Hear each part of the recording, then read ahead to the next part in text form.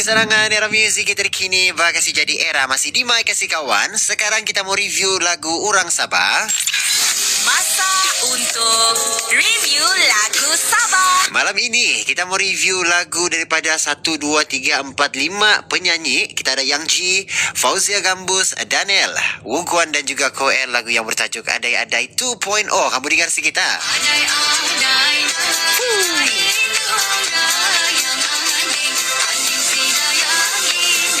Bersama di mic sekarang ini, salah satu dia punya penyanyi, kita bersama dengan AG ataupun Yang G.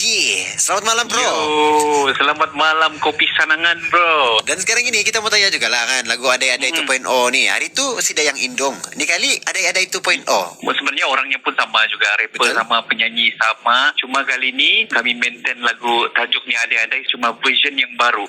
Berbanding dengan si Dayang Indong tu dia lebih kepada memuji seorang. Kalau dari segi verse untuk rapper lah, dia memuji seorang wanita. Tapi Adai-Adai ini dia membawa lagi legasi Adai-Adai pertama ke Adai-Adai yang 2.0 ni. Kiranya ini macam pelengkap lah untuk dua version yang original sama yang hari tu punya tu. Betul, sama yang Adai-Adai 2.0 ni memang dari segi arrangement itu luar sikit lah, lebih Nusantara lagi.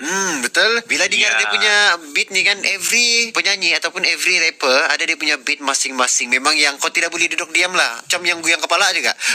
Ya, lain lagi kan. Dengan ini lain lagi, dengan chorus lain lagi. Betul. Macam yang berbeza. Keunikan untuk lagu ini kan sebenarnya memang sangat-sangatlah orang bilang beyond the expectation. Macam Yang G sendiri, penyanyi untuk lagu ini, idea untuk buat setiap part-part tu macam mana datang itu?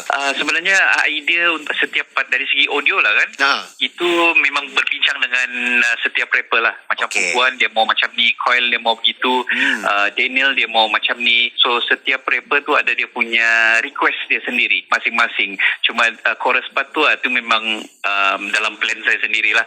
Saya mau chorus tu macam tu. Kalau lagu rancak ni, lagu Adai-Adai 2.0 ni, sekarang ni kamu boleh stream, tonton terus di YouTube Newborn Music.